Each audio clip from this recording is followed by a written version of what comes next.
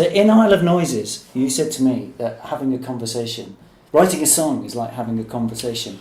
So I thought that you kind of roughly know what you're going to do, but you don't know where you're going. So I thought that's kind of how I feel about what we're about to do now. Yeah. I kind of know what the chorus is going to be, but the verses could be anything really. Well, what you do is you get a character and you take that character for a walk and you see where they go. You know, and you might begin with the character based on your own personal experience or a feeling that's yours. Well, I'm going to take the character. But then when you go off, and it could go anywhere. Well, I'm going to take the character of the young Billy Bragg and take him back to the end of April 1978, grimacing on his face, listeners. But to the May Day bank holiday of 1978, and you were in Victoria Park with 80,000 to 100,000 people to witness the Rock Against Racism Anti-Nazi League Carnival. What got you there, Billy? Well, I mean, obviously, the National Front we were protesting against have been very strong in the early 70s. In Barking, where I came from, they came third in the 1974 election after the Tories and Labour, which was a bit troubling. And I think in the London-wide GLC elections that year, they came third as well. So they weren't just out on the periphery like the BNP were. 119,000 votes. Yeah, they were strongly supported. And unlike now, there was still a sense back in the 70s that when they said send them home, it would be possible to round up all the people of colour in Britain and deport them. And they being Enoch Powell, who from 68 onwards had talked about the voluntary repatriation. Voluntary repatriation, but we all know that meant, when you say voluntary, so there was a genuine sense that your mates from school, who you'd play football with and you'd come around their house and listen to music with, or we're could be rounded up. And that was, that was a visceral feeling that, I can remember when you'd see the guys saying the National Front newspaper at Barking Station, you think to yourself, this is not right, it's not right. But at the same time, I was kind of not very politically active. I was in a job, I was a bank messenger, and I knocked around with a bunch of guys at work who were casually racist and sexist and homophobic in their language. I never said anything about it. I just didn't feel as the office junior, so to speak. I think I was 19. And you'd see it on TV, wouldn't you? Bless Thy Neighbour, or a black and white minstrel show. Casual racism was, around. That was social racism. That was even, deeper. Sometimes people didn't even think of it as racism. But presumably at this point, you've embraced punk and you're a Clash fan. I am a Clash fan, and the Clash are added to the bill to Rock Against Racism, and that's this kind of affirmation of what the whole punk thing is about. The Clash have made a big step in covering a reggae song on their first album, Police and Thieves, which I think is the best track on the album, to be quite frank. And very unpunk, it's been about 7-8 minutes long. Yeah. But making an explicit connection with the battles of young black British youth and the young white youth. I mean, White Riot. Initially, weirdly, when White Riot came out, although it was Strummer saying, I want to write like the black kids are writing, that we can make work together to bring about change. Everybody initially thought White Riot was an NF song about whites getting out on the street and rioting against migration. And yet the Clash were born out of West London, where the sound on the street was that of reggae. Where first, second generation everywhere was mixing with white kids. What happened in the mid-70s was Marley broke really big. Yes. Instead of being just someone that was just heard by a clique of people who knew Jamaican music, he suddenly came and fitted into that place where Desmond Decker had been, and Ken Booth. Yes. Suddenly you were hearing Marley. I mean, I remember the first time I heard Concrete Jungle, which was on a sampler I bought called Sound of Jamaica. And I was just blown away. I thought it was the best. I thought it was Desmond Decker with guitar solos. And then of course Eric Clapton then has transatlantic #1 hits with Marley, I Shot the Sheriff, which then 2 years later he stands on a stage in Birmingham, makes racist remarks, reflects what Powell has said, and Rock Against Racism is born. It's born out of that, And 2 years later, there you are, in Victoria Park. In Victoria Park, Hackney, kind of marching with my mates, my little guys from the band, some other friends, and we marched from Trafalgar Square. We all had to go on the Bullhorn. The National Front is a fascist front, smashed the National Front. And we got to the park, it was just full of kids just like us. It was a great feeling of empowerment. And the message that came from the stage was so far away. It was a tiny little stage, and it was a long old way away. And there was no video screens in those days. You know, it was really like a pub gig in a football stadium, basically. But people were so up for it. And the Clash played. They were pretty good. They were as rough and ready as ever. You know, there's always a lot of chaos around the Clash. That was one of the good things about them. And crucially, after them, Steel Pulse. Steel Pulse. They would have performed Ku Klux Klan with the white hoods on. They did indeed. Yeah. And then the headline act of the day is the Tom Robinson Band, because they've had the hit 2468 Motorway. Yeah. And you realise that you're under a banner, is that right? Yeah, basically what happened was Tom had another song called Sing If You're Glad to Be Gay, which was a very brave thing to do in those days, because you could still get your head kicked in for being gay, you know, suggesting you were gay, being effeminate. And he had this song, and when he sang it, all the guys standing around me and my mates started kissing each other on the lips. And now, I was 19, but I'd never managed to meet an out gay man, sort of growing up in East London, a working class background. I'm sure I'd met many gay men, but I'd never met an out gay man. And this really shook me, and I was like, wow, you know, A, this is really strange, and secondly, why are these gay men here? This is about racism, it's about black people. But, because what happened was we marched in front of a banner that said gays against Nazis or Sing If You're Glad to Be Gay or something like that, you know, it's what the banner, we happened to be stood under it, unbeknown. But the penny soon dropped, and I came to realise that actually the fascists were against anybody who was in any way different. And from that day, I sort of understood that my generation was going to define itself in opposition to discrimination of all kinds, whether it was racism, homophobia, sexism. A united with minorities. Yeah. And I, you know, they hated punks and all. So I was, you know, they didn't like us. Yeah. So, and I had a real, it was a very powerful moment for me, and something that still informs how I put forward my ideas in culture now, because the world didn't change, but my perspective of it changed. Not least because one of the earlier acts was Patrick Fitzgerald, who got bottled that was another expression for playing an acoustic guitar.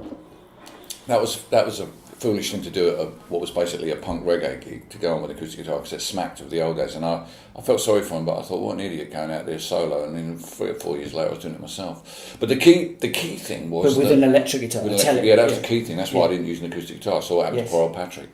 But what happened to me was that I came away and went back to work on Monday morning, and I felt that I was not alone, that I was part of a movement, you know, that we were going to be like the previous generation that defined themselves in opposition to the Vietnam War, and the one before that was CND. Discrimination was going to be our issue, so I started chipping in. And it's exactly at this moment, really, I think, that sets off what's going to happen for the next decade at least, and what's charted in Walls Come Tumbling Down.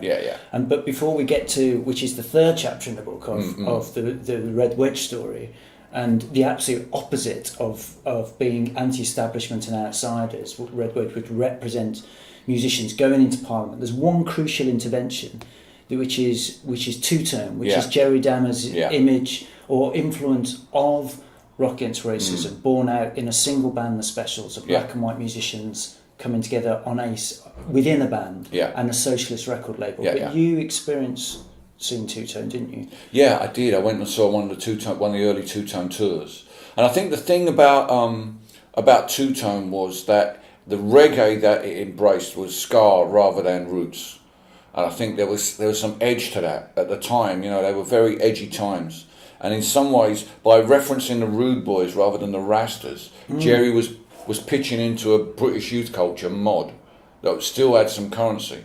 You know, because Weller had sort of touched on that in the Jam. You know, there was a sort of beginnings of a mod revival going on. Yeah, renaissance of the skinhead. The skinheads were a problem for two-tone, and you know, I can remember seeing them at Hammersmith Palais. They wouldn't let them in if their hair was too short. In fact, my hair was too short to get into Hammersmith Palais the first time. Too short. Yeah, I was. Yeah, not enough tattoos. No, I didn't have any tattoos. But I did have. I'd shaved my head as a bet. And I really, as soon as I'd done it, I fell off a push bike and split my lip. So not only did I have a shaved head, a lip. The kids would run away from me in the street. It was like, so I went to this two-tone gig with my mates, and they wouldn't let me in. I said, "Look, mate, you can see I'm not a skinhead." You know, he said, "Yeah, I know, but if I let you in, And he pointed across the road, and there's all these skinheads sitting on this wall looking sullen. I've got to let them in and all. Like, oh, yeah. Like, so I had to buy another ticket out to him in Lewisham, Odeon, and saw the specials, and I think the Selector were on there as well, and Dexy's Midnight Runners. And I guess an important part of their music is essentially you can sing along to it, you can dance, which is the most important thing of any music, but it's carrying a social message, be it the Selector, be it the Body Snatchers. Well, just the image of them being there together, a Selector fronted by a black woman, Body Snatchers and mixed race women, so these were all very important messages that were being sent out from the stage before you even got to the lyrics. Yeah, and the beat, a black singer and a white singer, toasting with melodic singing. All these combinations. And sort of Stand Down Margaret coming out of Wine and Grind. Sort of bringing the song right up, taking it from the 60s and bringing it to contemporary. Dave Wakelin, who was the lead singer of the Beat, he tells a story in the book where in later years a Tory minister came up to him to talk about Stand Down Margaret. I said, "What did you have against the princess?" Dave didn't know if he was serious or not. Could it really be Princess Margaret? But anyway, so I mean, we're out of Two Tone, and you've already mentioned C&D comes to fore in this period of 81, 82. That's right, yeah. We also go through, or people go through the miners' strike of 84, 85, which is a massive... Yeah, it defines it. It defines what comes after. And in many ways defines the public's real first awareness of who Billy Bragg is going to be. Yeah, I mean, Between the Wars came out right at the end of the strike, and that kind of put me in a sort of like into the national consciousness of really who I still am, and I'm kind of cool about that. I don't have a problem with that. Yeah. What was it like to be defining yourself as a socialist in that period? Well, I had politics before. I mean, I'd listened to a lot of when I was in my early teens, sort of 12, 13, 14, I was listening to a lot of American soul music from the 1960s, so I'd kind of imbued the politics of the civil rights movement. And I listened to a lot of singer-songwriters, the idea of the single figure on stage telling it like it is. So when the miners' strike happened, I thought, whoa, this is really an opportunity to find out if music can change the world. I wonder if, if I sort of get stuck into this.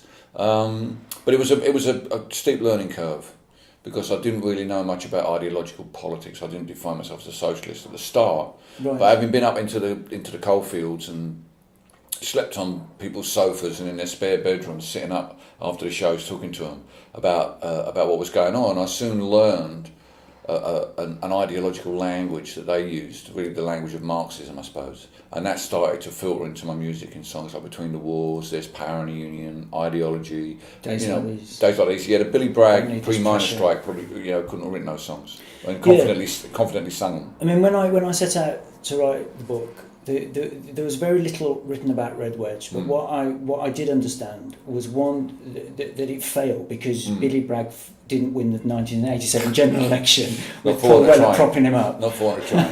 but it was lambasted because of the idea that pop music should go directly into the corridors of Westminster, into power, But what I've discovered is that it's actually a quite revolutionary moment, and the only moment in the history of pop music where there seems to be an opportunity, the hint of an open door, where maybe music could be at the vanguard of cultural change. Is that part of the thinking of why Red Wedge came to be? Yeah. It is. I mean, you've got to see after the miners' strike, there was a lot of us who stood up for the miners who didn't just want to go back to being pop stars. We wanted to carry on the fight.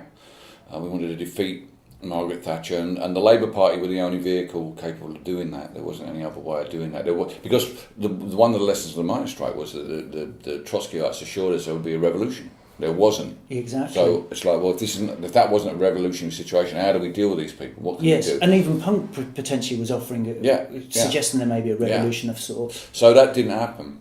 But what did happen was Neil Kinnock became leader of the Labour Party, and the significance of Kinnock is that he was the first leader of a mainstream political party in Britain to have been born and grew up in the rock and roll age. He was a former member of the Gene Vincent fan club. He could play acoustic guitar. First time I ever saw him, he busked a version of "Help Me Make It Through the Night" in Manchester Free Trade Hall. And he told me one time that he got a phone call and he said, "Would you like to meet Little Richard?" He said, "Would I like to meet Little Richard?" Little Richard came in and met him and signed an album. Well, see, the thing about Kinnock was that he seemed to be a politician that you have something in common with. You can have a talk. You could never imagine having anything in common with any of the rest of them. Margaret Thatcher, Jim Callaghan, Harold Wilson, Jeremy Thorpe, any of those guys. What would you talk about? But with Kinnock, he had more kind of like a sort of post-war social experience that most of us had who were part of the pop thing. He understood. He was a big fan of Phil Oakes, the American singer-songwriter. So he understood how music could play a role in spreading the word. And crucially, Red Wedge remains autonomous, doesn't it? Yeah. But that's the thing. We Kinnock didn't come to us to suggest Red Wedge. We went to him. We went to him. Myself, Paul Weller, and Anna Joy David, who at the time was the chair of youth CND, the Campaign for Nuclear Disarmament. She and Paul had been working quite closely together. Paul had been after the Jam.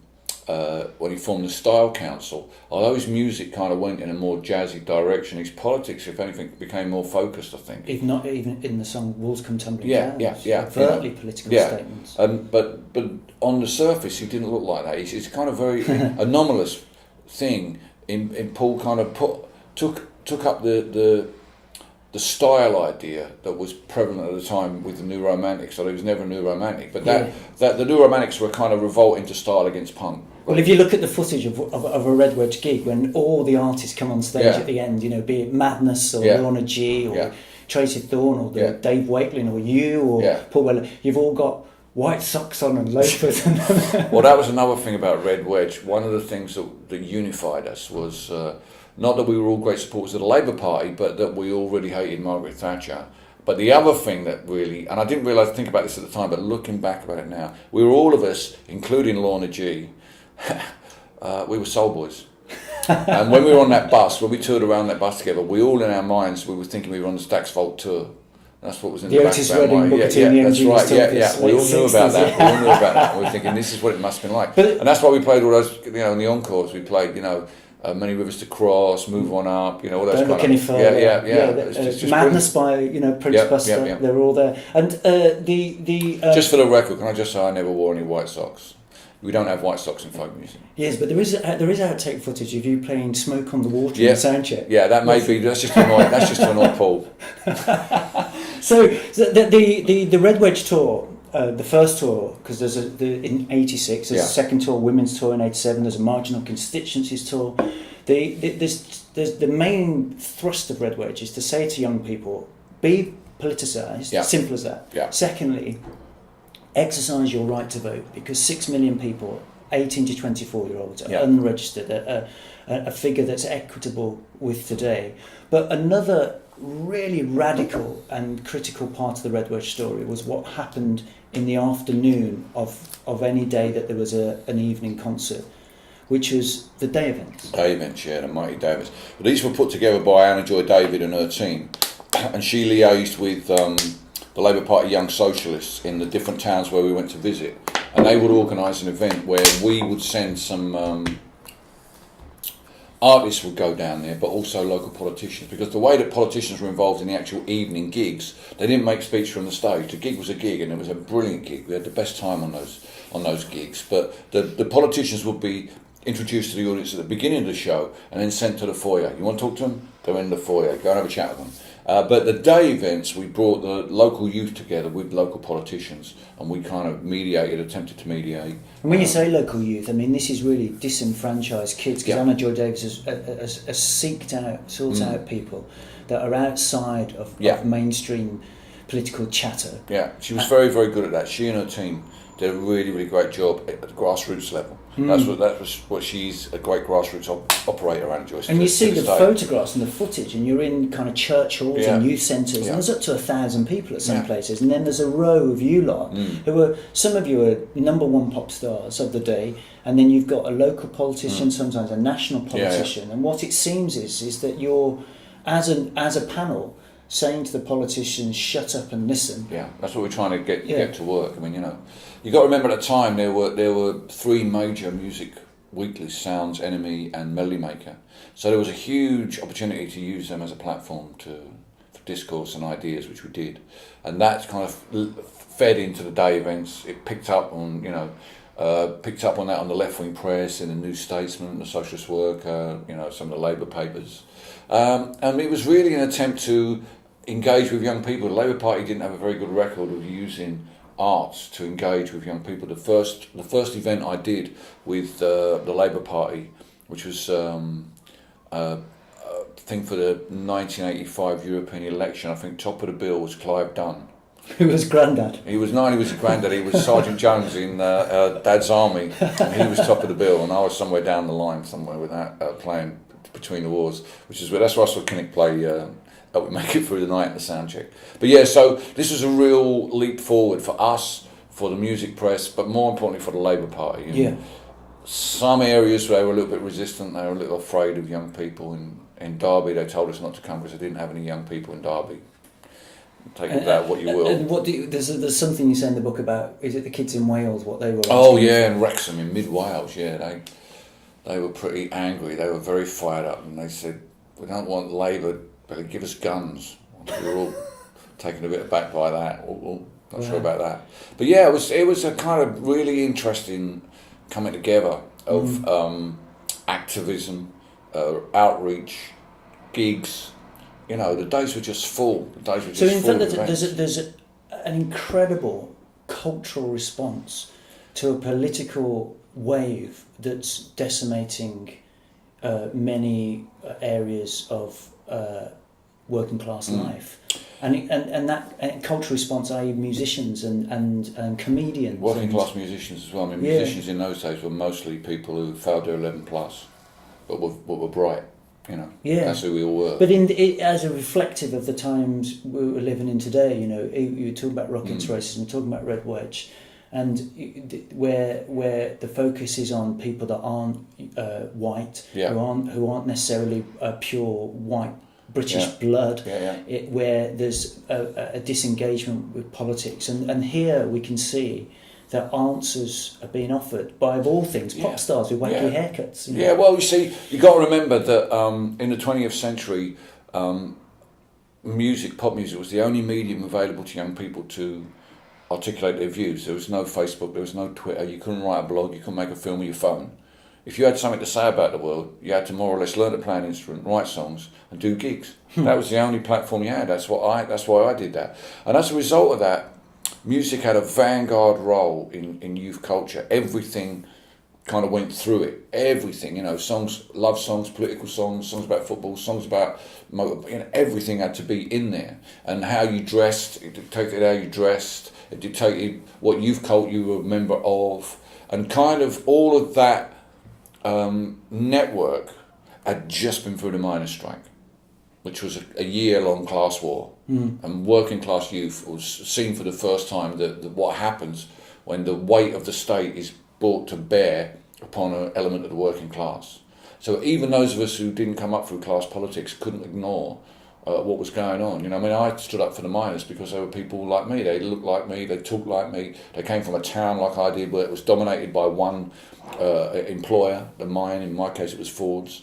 To me, the beginning of the miners' strike was a declaration of war on my people. Yeah. And so, I didn't have a class consciousness at the time, but I knew enough of that I was going to go and I was going to be on their side. So that you couldn't avoid that politicization. Yes. It was just in the air. And likewise, from a fan's point of view, you couldn't avoid the politicisation coming out of your lyrics, or Paul Heaton and the House Martins lyrics, or as we talked about in Style Council lyrics, and people outside. The Redskins as well, from a more leftier than thou perspective, from the socialist workers' perspective, right across the spectrum, really. And if I was looking to begin to wrap up this podcast, the critical thing and the way that the book ends in many ways is bringing to a conclusion that's positive, where at one end, in 1976, you have Eric Clapton, leading pop star around the world, leading rock star, espousing racist ideas. And at the other end,